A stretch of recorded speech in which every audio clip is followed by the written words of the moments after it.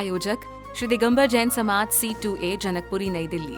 संरक्षक doctor SK Jain, सेठ धर्मचंद जैन, प्रधान राजेश जैन, उप प्रधान भीम सिंह जैन, सचिव राजेंद्र जैन, सह सचिव मनीष जैन, कोषाध्यक्ष अतुल जैन, भंडारी संदीप जैन, संयोजक सचिन जैन, पुनीत जैन, सुनील जैन, सदस्यगण पंकज जैन, सुभाष जैन, कुणाल जैन, अजय जैन, मितेश जैन, नवीन जैन।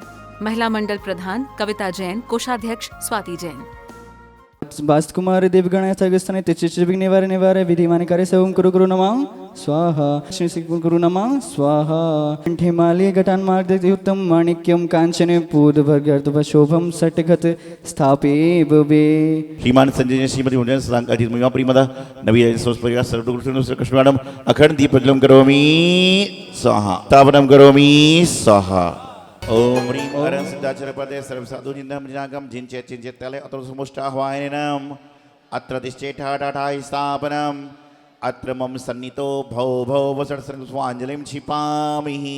ओम ह्रीं अरं सिद्धाचरपदे सर्वसाधुजिन्दं जिनागं जिञ्चेत् चिञ्चेत्तले अत्र समुष्टाह्वायनम् अत्र तिष्ठेठाठाठाय स्थापनम्। देखिए दो लाइन हमारे पंडित जी संगीतकार जी बोलेंगे और दो लाइन आप। हाथ बालक विपदा का ये मारा है, तुम हो तो है सहारा है, गुरुवर तेरा साथ शिरोदधि के फेन समसित तंदुलों को लाए के उत्तम। चलो अखंड अक्षर प्राप्ता अक्षर वामदी स्वाहा। ओम ह्रीं अरं सिद्धाचरपदे सर्वसाधु जिन्द्रम जिनागम जिनचे तले समूह क्षुधारु विनाशाय नैवेद्यम निर्पामदे स्वाहा।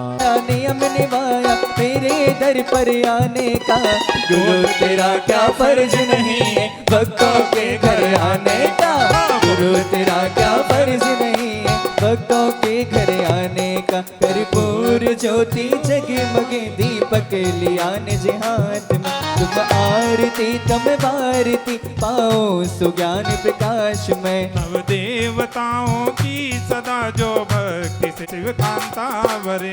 ओम ह्रीं अरं सिद्धाचरपदे सर्वसाधु जिन्द्रम जिनागम जिनचे तले महामुत्कृष्टाय दीपम निर्वामदे पुनः महामोक्ष फल प्राप्ताय फलम निर्वामदे स्वाहा। की सदा जो भक्ति से अर्चा करें, सब सिद्धि नवनिधि रिद्धि मंगल पाए शिव कांता वरे।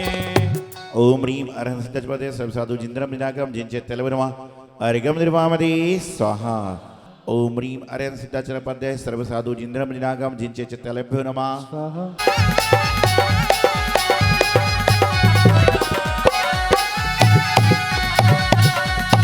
केसरिया केसरिया आज हमारो मन केसरिया, केसरिया केसरिया आज हमारो मन केसरिया। नमो सब्बोहि जिनानम नमो अनंतोहि जिनानम नमो कोट्टबुद्धीनम नमो बीजबुद्धीनम नमो पादारुणसारिणम नमो संबिंद सोदानम नमो स्वयं बुद्धानम नमो पत्ते बुद्धानम नमो वोहि बुद्धानम नमो उजूमदीनम। ओम ह्रीं श्री गणधर समय अत्र हि समुष्ट आह्वायनम अत्र चेटाडाराय स्थापनम अत्र मम सन्नितो भौ भौ वसट् सन्निहितो स्वाञ्जलिं क्षिपामि। अरम अस्याउसा आप प्रदीप चक्र पटचक्र जनवा जलम निरमत्तु नास्ताय जलम निर्वामदे नास्ताय चंदनम निर्वामदे स्वाहा। सुख नहीं मिला भवदधि में गोते खाए, इसलिए धौत सिद्ध अक्षत ले हमें पुंज चढ़ाने आए। गणधर के अर्चा गणधर के अर्चा अखंड अक्षय प्राप्त है अक्षरम निर्वामदे स्वाहा। क्षीम श्रीम अरमस्याउ सबृणा क्षुधारक विनाशताय नैवेद्यम निर्पामदे स्वाहा। ओम ह्रीं क्षीम श्रीम अरमस्याउ सबृणा काम महामुत्कृष्टाय दीपम निर्पामदे स्वाहा। जाए गणधर की अर्चा गणधर की अर्चा। ओम ह्रीं क्षीम श्रीम अरमस्याउ सबृणा महामोक्ष फल प्राप्ताय फलम निर्पामदे स्वाहा। दादी जी जय दादाजी। सभी के अंदर एक ही भाव बना हुआ है कि प्रातः काल हमें उठना है और उठने के बाद में इस स्थानक पे जाना है। क्यों ऐसा भाव रोज नहीं आता? दिन तो रोज होते हैं। जो आपकी 12 तारीख सितंबर की है वही 12 अगस्त की रहती है, वही 12 अक्टूबर की रहती है। लेकिन अंतर कितना सा है कि यहाँ पर एक अलग उमंग है, एक अलग तरंग है, एक अलग भावना है।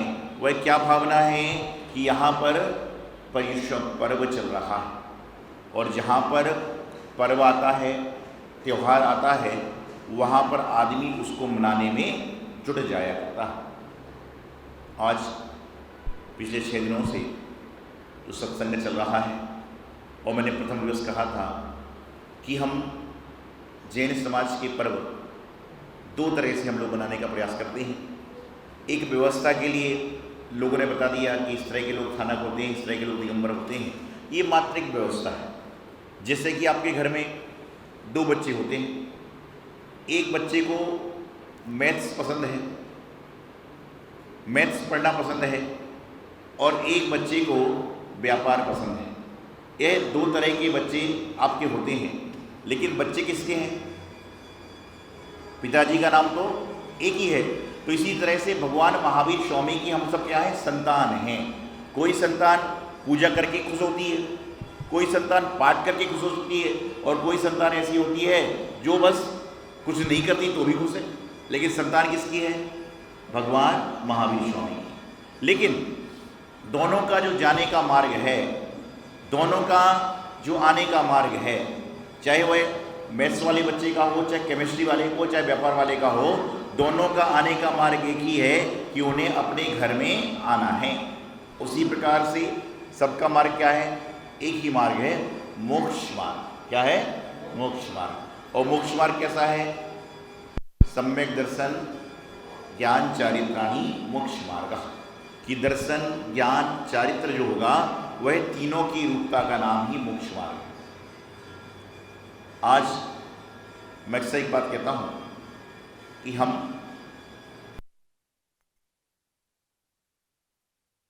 किसी का स्वार्थ किसी वस्तु में निहित है, किसी का स्वार्थ किसी वस्तु में निहित है, लेकिन जो बिना स्वार्थ में निहित है, लोग उसे भगवान महावीर स्वामी कहा करते हैं। कि भगवान महावीर स्वामी ऐसे हुए जिनको कुछ स्वार्थ नहीं था, बल्कि उन्होंने जीवन का अर्थ निकालकर अपने स्वार्थ को पूरा करने का प्रयास किया। एक बार एक व्यक्ति किसी बड़े होटल में गया छुट्टी मनाने के लिए। आप कितनी बड़ी होटल में चले जाओ, छोटी होटल में चले जाओ, घर में रहो, लेकिन यदि रात में आपके मन में बेचैनी हो, परेशानी हो, तो उस समय आप क्या करते हो? कहीं पर भी आप चले जाओ, परदेश में चले जाओ, कहीं पर भी चले जाओ, रात को आपके मन में बेचैनी हो, तकलीफ होने लग गया, शरीर में चक्कर आने लग गया, तो उस समय आप क्या करते हैं?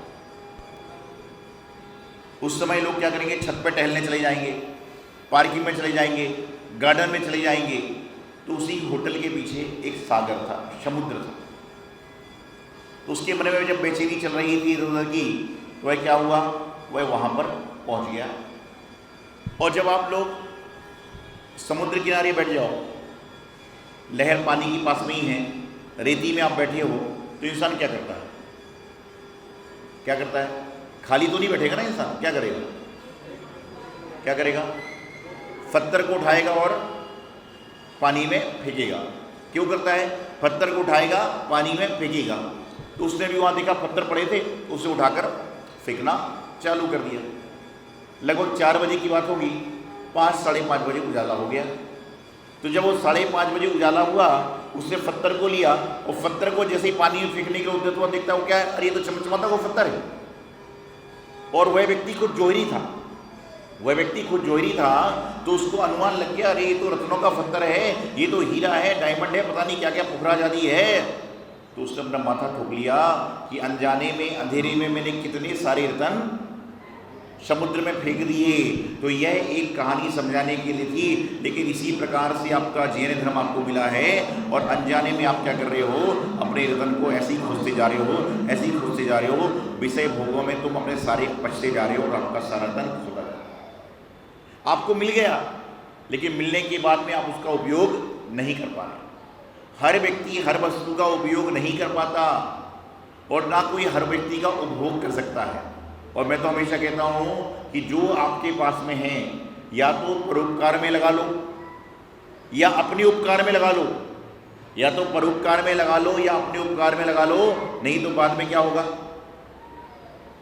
ना तो परोपकार होगा ना उपकार होगा। परोपकार क्या होता है? आपका बचा हुआ कोई खा जाए, ये परोपकार नहीं है।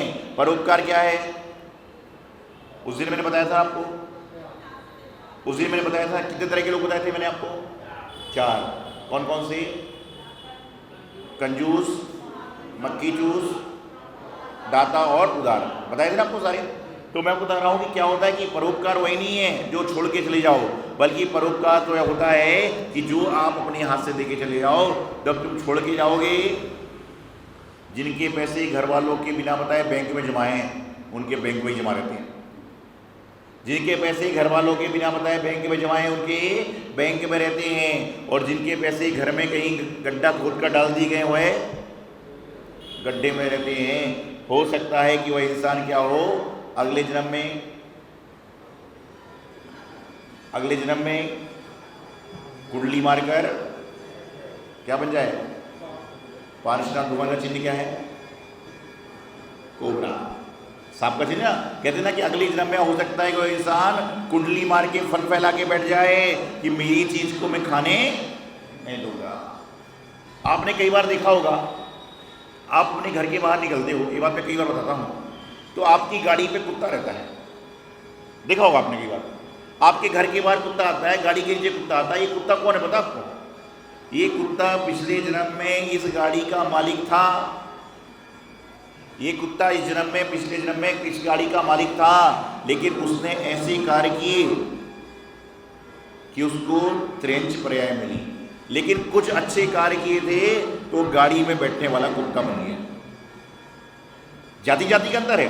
53 जाति में जन्म लेने वाला एक कुत्ता ऐसा होता है जो आपका बच्चा घर में है और कुत्ते का बच्चा आपके साथ घूम रहा है। होता है कि नहीं होता है? मतलब कुत्ते को, बच्चे को, जैन धर्म में कुत्ता पालना गलत है।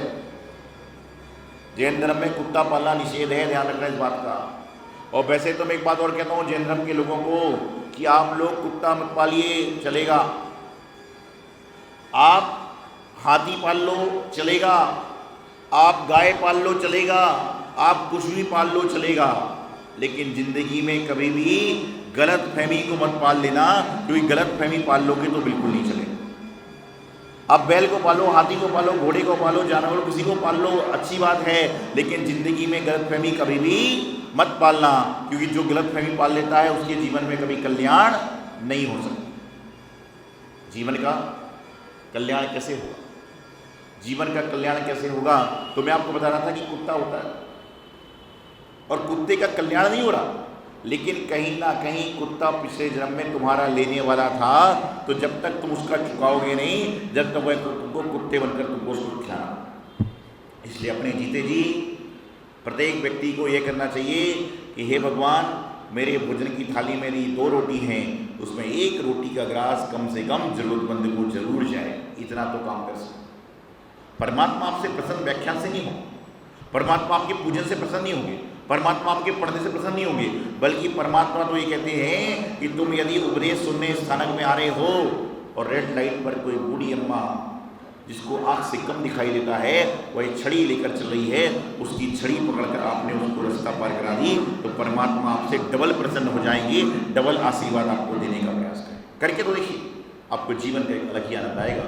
जो भी है, समय अपना अभी तो गति से चल रहा है, तो मैं आपको यही कहना चाहता हूँ कि बड़ा उत्सव का, महोत्सव का माहौल रहा।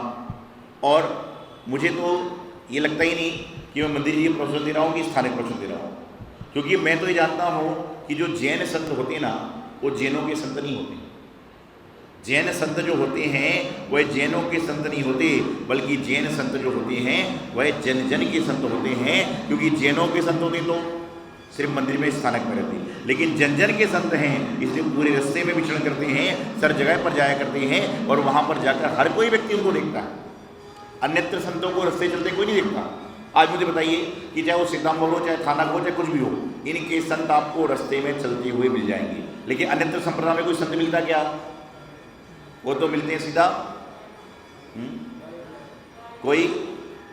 कोई बादलों के ऊपर तो कोई बादलों के नीचे। लेकिन जैन संत जो होते हैं वह क्या होते हैं, सिर्फ सड़क पे चला करते हैं, और पूरी, इसलिए तो उनको जन संत कहा जाता है, जन जन के संत कहा जाता है। तो अपने जीवन में आपको हमेशा एक बात का ध्यान रखना है कि हमारे कर्म कैसे हों, इस पर विचार करिए। हमारी भावनाएं कैसी हों, नहीं तो बस धर्म मिला है, धर्म किया है और धर्म करते करते आपका जीवन यूं ही चला जाएगा, आपको पता ही नहीं चल पाएगा। और यदि धर्म नहीं किया तो भी आपका जीवन चल जाएगा, पता नहीं चलेगा। लेकिन जीवन में अपने आप को अच्छा बनाएं, सच्चा बनाएं। धर्म कोई भी हो, जैन धर्म हो, हिंदू धर्म हो, मुस्लिम धर्म हो, सिख धर्म हो, लेकिन सब में बताया गया ईश्वर की उपासना करिए, ईश्वर की आराधना करिए। और जो व्यक्ति ईश्वर की उपासना आराधना करता है उसका जीवन इसी रूप से कल्याण होता है। यही मंगल शुभकामना गुरुवराज सिद्धांत सागर जी महाराज। आयोजक श्री दिगंबर जैन समाज C2A जनकपुरी नई दिल्ली। संरक्षक डॉक्टर SK जैन, सेठ धर्मचंद जैन, प्रधान राजेश जैन, उप प्रधान भीम सिंह जैन, सचिव राजेंद्र जैन, सह सचिव मनीष जैन, कोषाध्यक्ष अतुल जैन, भंडारी संदीप जैन, संयोजक सचिन जैन, पुनीत जैन, सुनील जैन, सदस्यगण पंकज जैन, सुभाष जैन, कुणाल जैन, अजय जैन, मितेश जैन, नवीन जैन। महिला मंडल प्रधान कविता जैन, कोषाध्यक्ष स्वाति जैन।